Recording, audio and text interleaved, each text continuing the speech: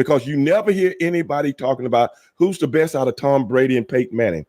You never hear that because one guy's got more championships than the other, but one guy's got more MVPs than the other. Do you hear that, Coach? Russo'sBrand.com, where the pros are the pros. Coach. Yeah. So Michael Jordan was your guy. He was my guy growing up. Coach. We only had 3 channels. We only had 3 channels in my house. Coach, do you want to know? Do you want to know who Stevie Ray's guy was? Coach, are you ready? Are you ready for this? Hit play. Because this is what I deal with on a weekly basis on this show. You're talking about the influence of Michael Jordan, bro. This is who Stevie Ray was influenced by, Coach.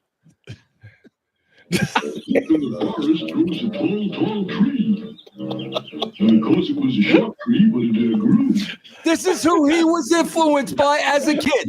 Right here. Tuna Turtle, Coach. Look. I don't deny it. How long have you guys been doing this show? How long have you guys known each other, by the way? Tuna Turtle. Coach, a grown black man influenced by a turtle, Coach. What about that, Stevie? What about I don't deny it. I didn't say that was mom. You taking everything out of context. Okay, Coach, he's taking everything out of context, okay? Why are you doing that, bro? Come on, you tell Coach about the greatness of Tootle Turtle. Go ahead, tell Coach. Convince the coach of what a great turtle Tootle Turtle was. Go ahead. I don't feel it as though I have to go into that. You didn't ask me. He was one of my influences as a little kid. Yes. Because back when I was growing up, cartoons were educational. Correct. And I still use some of the same mindset of a Tootle Turtle when I went out into the world as a young man and even an older man, as how I put things together. Yep. Is there something wrong with that, Coach? There's not. And they also kind of provided as a babysitter, too, when we were growing up. Exactly. You put it on, and your mom had to go to work or whatever, and then you could sit there and watch for 2 or 3 hours. Exactly. And everything the turtle does is teaching you how to do something as a child, whether it's put a picnic together or make a sandwich. But Coach, he still watches to this day. He still watches to this day. How do you explain that, Coach? Coach, let me ask you something. Coach, This is what I want you to do right now. Okay. As a favor to me. Always. Okay? He's going to get you to watch Tootle Turtle. Coach, don't do it. No. Say no, Coach. Say no. Don't do it, Coach. No. I want you to ask Vince Russo. He's right above you. He can see you. He can hear you. I want you to ask him, as long as we've been doing this show, how many predictions have I made and how many times have I been right? Ask him. All right. Vince Russo. Vince, right here. Look at me.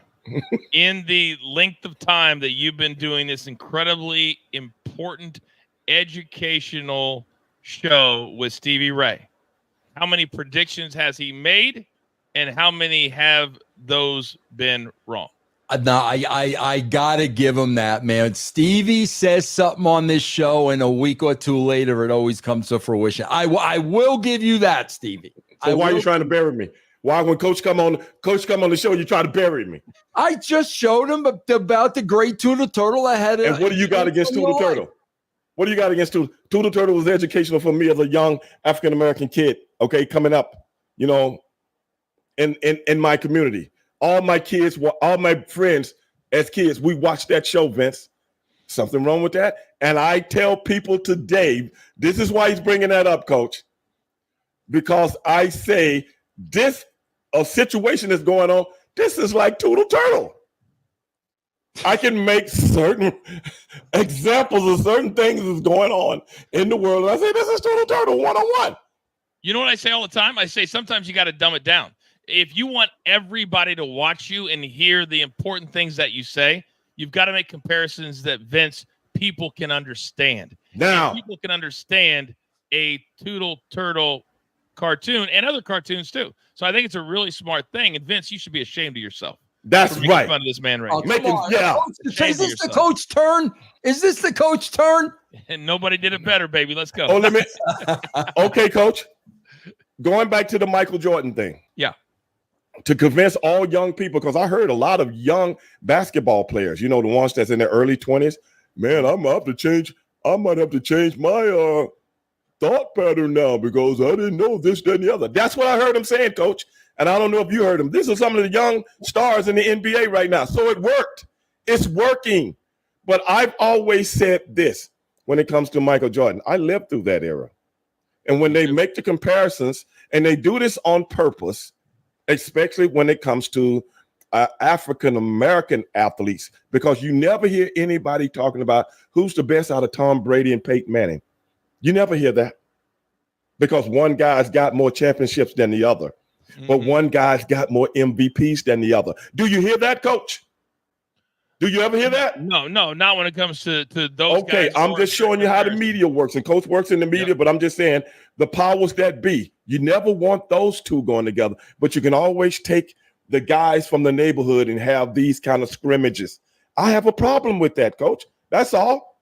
And Vince doesn't understand why.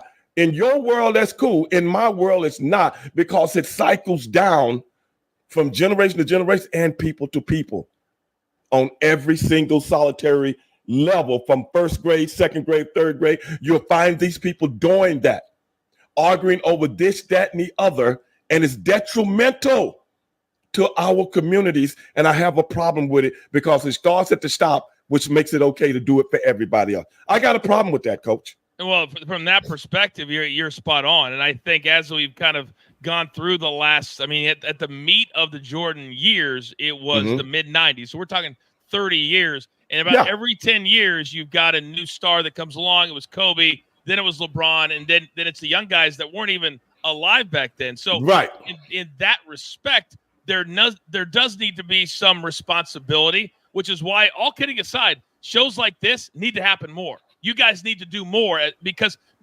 nobody talks about this stuff. It's taboo or nobody knows about it. But to have a white Italian, to have a black man as a guest, I don't know why people run from it, because especially right now in this country, what you're talking about, and you're trying to be a man in your community that people look at and come and say, listen, help me grow up. Help me be a 10-year-old, a 12-year-old, a 14-year-old, and be a black man that can contribute to society, but still be able to help my black community. That is something that's not talked about a lot. And I think that am I right? That's kind of what you're talking about. That's exactly what I'm talking about. Because when you start to instill that kind of mentality, it starts to run rampant, because now it's passed down from generation to generation. Correct. What's abnormal becomes normal. Correct. And everybody benefits from it that has nothing to do with our community. Everybody makes the money off it, but the money never goes back into our communities. See, that right there, Vince, that's the thing.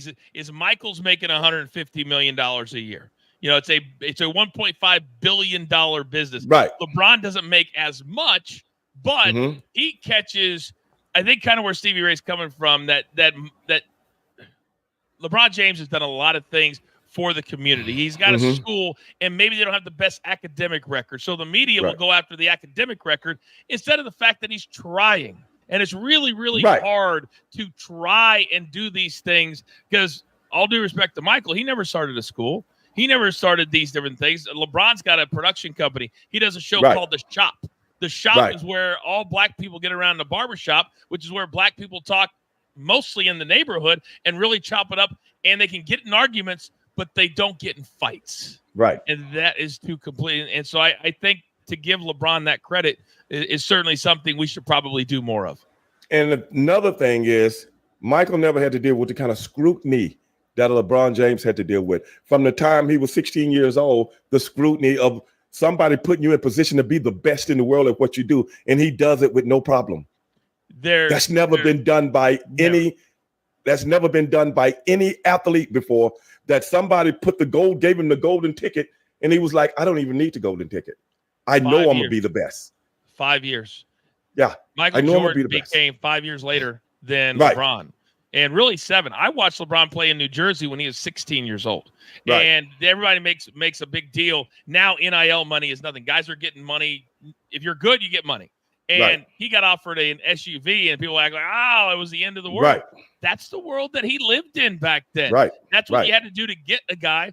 And look, it worked because Right. Adidas tried to get him. Nike got him, and he was 16. He's now, 40? So that's 24 years of billions of dollars that he's Right. made for Nike. And so it worked. It worked. But look at all the people he's actually made them very, very wealthy also. his whole circle. Yes. His whole circle. Vince, I don't know if you know this, but everybody that he either goes to high school with, hell, Rich Paul is one of the most powerful men in sports. And I would dare say he doesn't even have a college degree. It's everybody's around him. But the one thing LeBron has not done, he's given every guy a big time job. He has not given them money. He's made them earn the money, and now they educate themselves as they go. And Rich Paul is engaged to Adele, for God's sakes. Right. And so a lot of people don't talk about that. Is that all of his inner circle, they have jobs. That's how they make their money. He's not handing out checks. But look at how the media influences people to criticize him. And the man ain't never did nothing to nobody.